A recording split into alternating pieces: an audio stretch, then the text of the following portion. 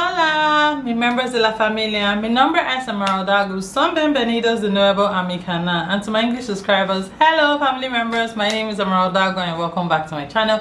If you're joining me for the very first time, I'm originally from Nigeria and I bring to you content based on how you can obtain your visas, immigration news, and how you can live your best life right here in España. If you think you can relate to that kind of content, then please do consider subscribing by pressing the red subscribe button down below. Turn on your bell notifications so whenever I post, you'll be the first to get notified. Liking this video if you like this kind of content, sharing this content to other people who you think may need problem solving videos like this, and also keeping your comments going down in the comment section. This way YouTube will be able to share my content more to people who need this kind of videos. So do well to leave your comment down in the comment section or suggestions of subsequent videos you'd like to see here on this channel. Disclaimer: I am not an immigration lawyer, neither am I a recruiter. This video is brought to you based on my own personal research and personal experience. So do well to do your own research and find out more you need to know before you take your next step. Without further ado, we'll be getting straight into today's video.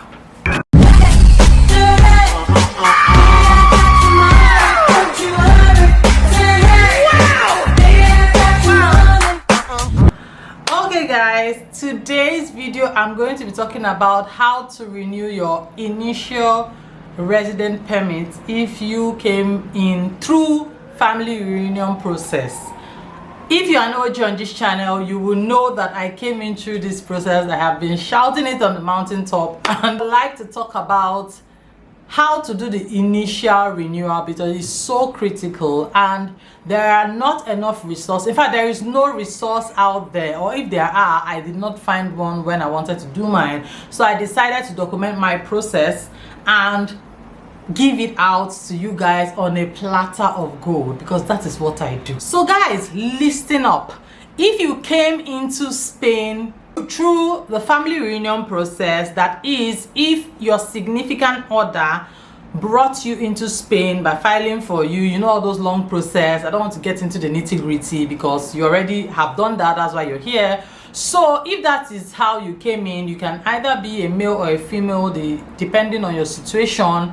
This is you, then you should be sticking on this video because I want to explain to you from the beginning to end the step-by-step process of how you can renew your resident permit in Spain. Yes, it's so important. If you do not know how to do this, you might end up losing your permit altogether. So stay with me. In Spain, when you want to renew your permit, you have 2 months before the permit expires. Pay attention. And 3 months after the permit expires to at least start your process. At least you have to start. Do you get? So that is what you have. So if in all, you have 5 months to start the process of renewal. If you came in, maybe your spouse brought you in, is either male or female. In your case, it might be a female. In my case, it's a male that brought me in. He had 3 years residency remaining. What was remaining when I came into the country was 3 years, guys. So I've stayed in this country for 3 years, and now his permit, the day his permit expires is the day my own permit to expire because I came in as a dependent. Are you listening? So if your own partner brought you in, what is on your partner's date as expiry date on his permit or on her permit is the same thing that is on yours. So the day his own caducados that expires, that is the same day your own will die. For him or for her, as the case may be, he will just go and book an appointment, citation, for renewal in the foreign police office, and that is all he needs to do. He will do that, and on the day of appointment he will go and do his thumbprint and yasta. He doesn't have to do any other thing again because he has been here before you. But for you who is now renewing, your own case is different. Listen up. There are 3 stages I will be dissecting right about now on your own part. That's the part of the person who came as a dependent. Number 1 is you are going to re-legalize your marriage documents. This is a very interesting one because this is the part where I got confused when I wanted to do mine. This is the part when you'll be asking questions like, have I not renewed my marriage certificate before? Why do I have to do another one? What's the process of renewal? Do I have to do it here in Spain, or I have to go back to my country? What will I do? How do I do it? Yes, I had all those questions and I'll be answering them just now. Because you've stayed in the country for at least 3 years, 2 years, as the case may be, what you did before has expired. Before that, you will need to have booked an appointment. Guys, this appointment needs to be booked even before you send your documents to your home country, because appointment takes 3 months to get in Spanish embassy as of today.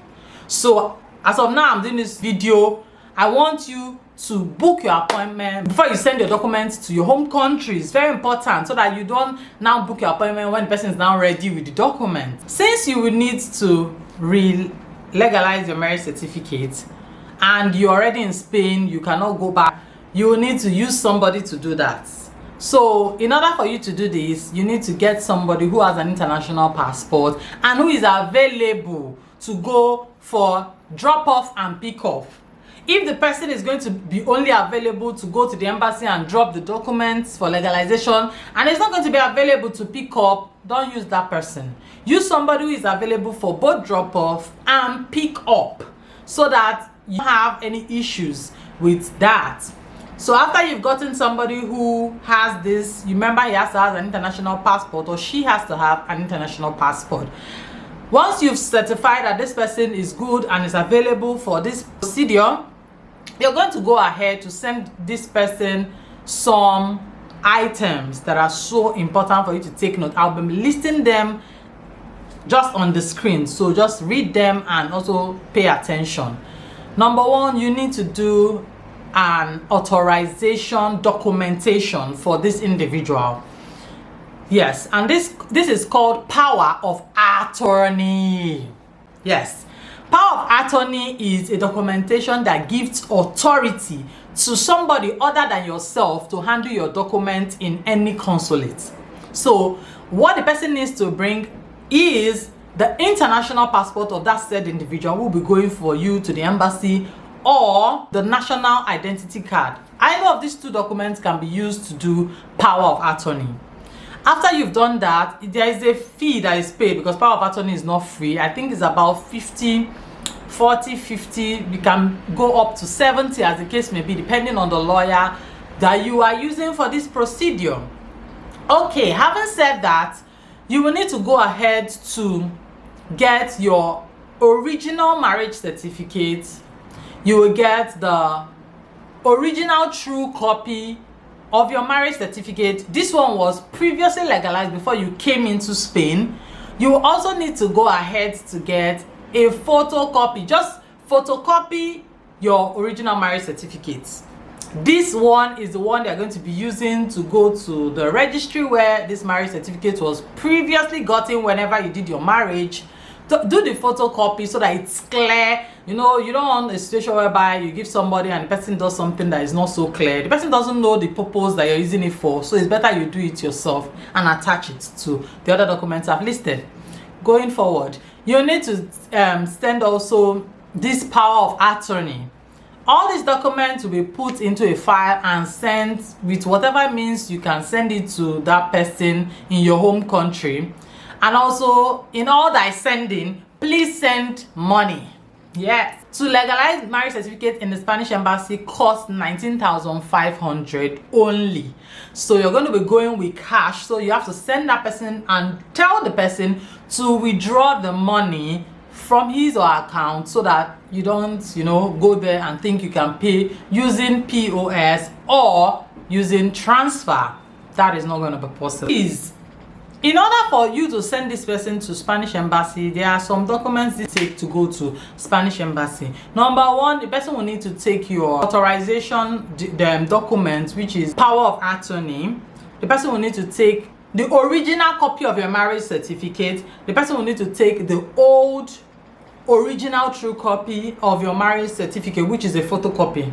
Then the person will need to take also the new one that you now want to re-legalize. Do you know why? If you don't take the old one, they will not be able to tell if they have done this before. And if they've not done it before, they will need to now come for investigation, which takes 2 months. Investigation takes 2 months. So you don't want that to be your lot. You need to take all these items as I've mentioned them and tell the person to take it to the embassy so that you don't have any issues whatsoever. If you do this, you'll be getting just 2 days to re-legalize it, and it will be given back to the person who you sent. Okay, I'm going to be telling you right about now what is the process of the whole legalization of this your marriage certificate. Once you've sent this document to your country, the person will need to go back to the registry where this marriage certificate was first issued and submit the photocopy that I mentioned earlier, or for them to give you original true copy. So how this works is they're going to be stamping on that photocopy, and before they do this, they will need to see the original marriage certificate to be sure that, okay, this thing came from us.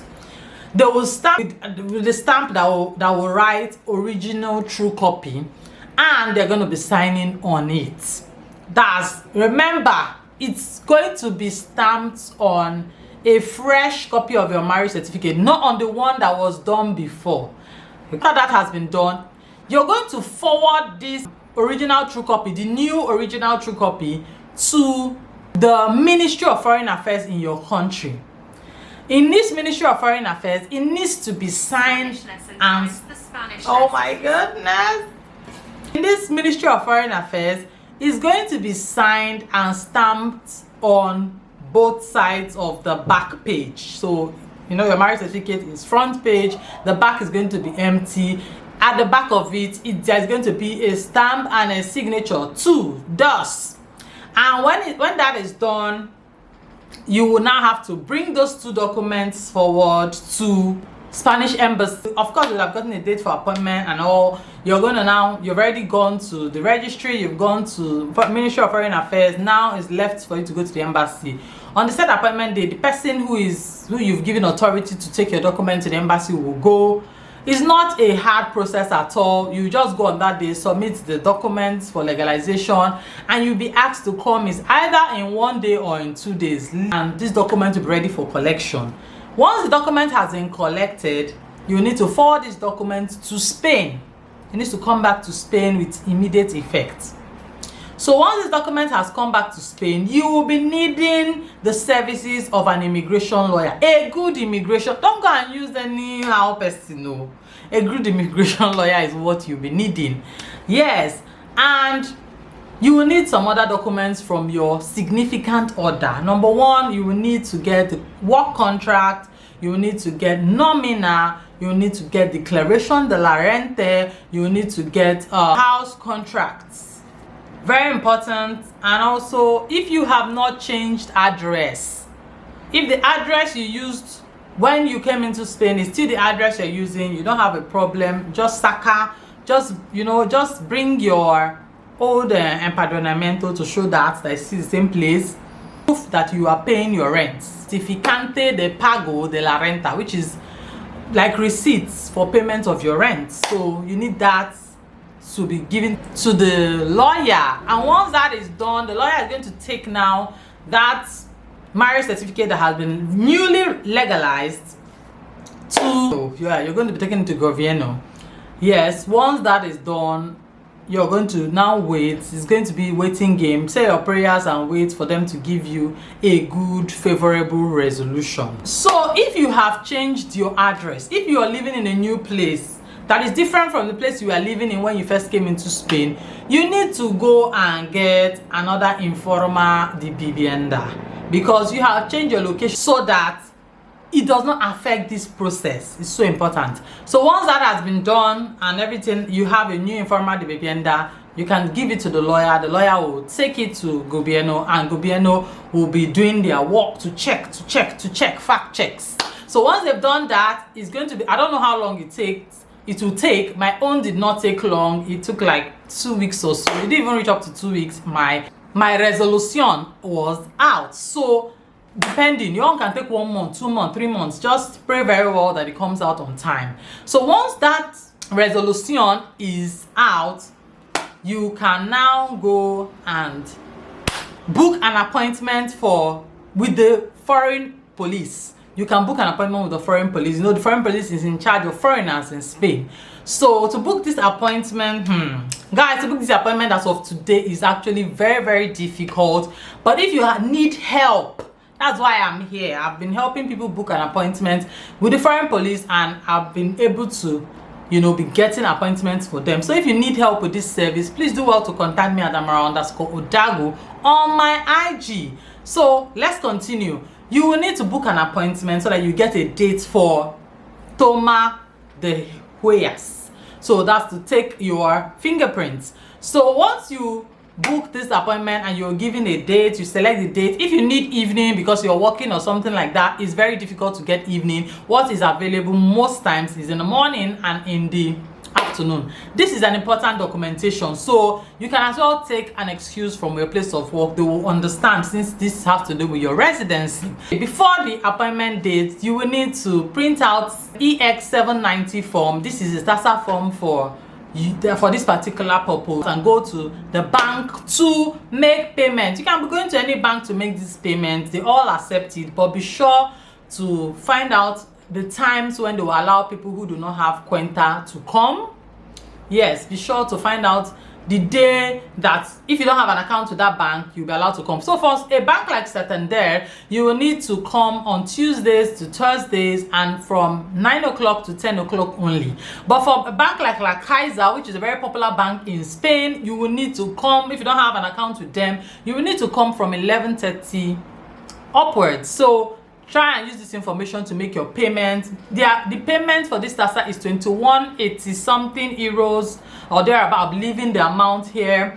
So do well to check this and pay the exact sum. Don't pay more, don't pay less. Please pay the exact sum. After you made that payment, you're going to be getting certificante the pago or not. You may be getting a certificante, that's the receipt, or you may not be getting any receipt. The form is 3-in-1. The last form will be taken by the bank, while the two others will be stamped by the person who is going to be taking the payments from you. So once this is done, you would have like an evidence to show that you have made payments. Remember to sign this EX790 form. There are 3 spaces underneath this form where you need to place your own signature to show that you are the one that is doing it. So do not do this before you go for your appointment. We talked about payments. Now we are going to be going ahead to talk about other things you need to do.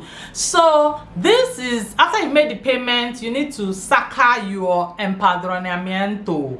Guys, you need to bring out your empadronamiento. Empadronamiento is so important for this purpose because they need to confirm that you're living in the same sitio, in the same place where you first came. If you're living in otro sitio, it also will be stated there. Your address is going to be very important for this purpose. So you have your empadronamiento, you have your EX790 form, which is 3-in-1. You will also need to bring out your international passport. You need to bring your the one that has expired, tarjeta de NIE, which is your resident permit. You also need your very important document, resolution. You need your resolution, yes. So once you add that, you will need to get a passport photograph. Take note, the passport photograph you need to get has to be clear and bright. If you have a passport photograph that is dark, this will affect your residency. So good, you take a good passport photograph. If it's not bright enough, tell them to brighten it in the place where they'll be editing it, because it's so important. So once you only need 1 passport photograph, but if you have 2, you can take it with you, no pasa nada. So this is what happens on the day of your appointment. You go, you see so many people standing. Some people are coming for collection, while others are coming to Toma Huellas. So that on the day of you're going to be waiting for the foreign police officer, the person who is going to attend to you. 2 people will come out. One will be calling out names, while the other person will be directing you on what place to go to. So you're going to stay and listen to your names. Once names are being called out, you're going to be, you know, arranging yourself according to the name call out. And after that, you'll be coming into the foreign police office 5 by 5. So 5 people who have SITA will go in first, the next 5 will follow, and so on and so forth. So once it's your turn, please carry all your documents and go with them. Go with the person who will be directing you. You're going to first stand at the side, and later they will tell you to go into somebody is ready to attend to you now, you're going to be giving them the whole documents that you have in your file. Everything I've listed here is what you're going to be presenting, including your old resident permit card. And the person is going to take out the information the person needs. He might be asking you for your phone number. He may ask or he may not. You're going to like try to confirm if your address is correct. He's going to be calling out your address to you, and you're going to be nodding your head if it's correct. If there's anything that is wrong, you're going to be telling him, no, you didn't get this right or so. So after that, he's going to ask you for your passport. That's the passport photograph. You're going to be giving him a copy of that, and he's going to take it out and do what he needs to do with it. And after that, he's going to cross-check everything you sent, and that you'll be asking you for your fingerprint. Usually, since it's another, this is not the first time you're doing your fingerprint, so he's not going to be taking your full 5 fingers. He's going to be taking one hand, this the thumb, and this finger is also going to be taking it. And the next, your left hand side is where he's going to start from, and then your right hand side, the thumb and the index finger or whatever it's called. And yes, that will be the end. This process does not take up to, maybe take like 6 minutes, 7 minutes, and that is it. You're not going to waste time. The only time you're going to waste is when you stand outside waiting for your turn to be called. So yes, this brings to the end my video. Guys, if you need any other clarification, step-by-step guidance, you know that I am here for you. Please do well to reach out to me at amara_udagu@gmail.com on my IG. Just say, hi Amara, I need your help. I'm ready to help you. So guys, thank you very much. Remember, I work with authorized translators, and I'm ready to bring that service to you if need be. Just send your request to my IG. See, my IG here is looking at you. So send it there, and I'll be ready to answer you all the questions you have and do that translations for you in no time. Also, guys, it is very important that you know that Spain as a country shuts down totally in August. They do shut down. So if you have anything to do with the embassy, you have anything to do with translation of documents, you have anything to do with any of their offices, government offices, it's good you know that this guy shuts down, and they don't joke with that time. So it's good you do your things now. Even if you want to get admission into school, start the process right about now, because in August nobody's going to be answering you. Or unless you want to now continue in September, then that's not an issue. So yes, I brought you this information because I know there are some people that will be asking for services from the government in August, and I just want to know that if you don't get any answer, don't be angry or don't feel that maybe you're not getting the best service. They are not available. They went for vacaciones. All right, thank you very much for joining me on this one. I believe you have learned a lot from this video. If you have, please do well to consider, so why won't you subscribe, guys? So like the video. Yeah, like it. Thank you very much for joining me on this one. See you on my next video. Till then, hasta luego.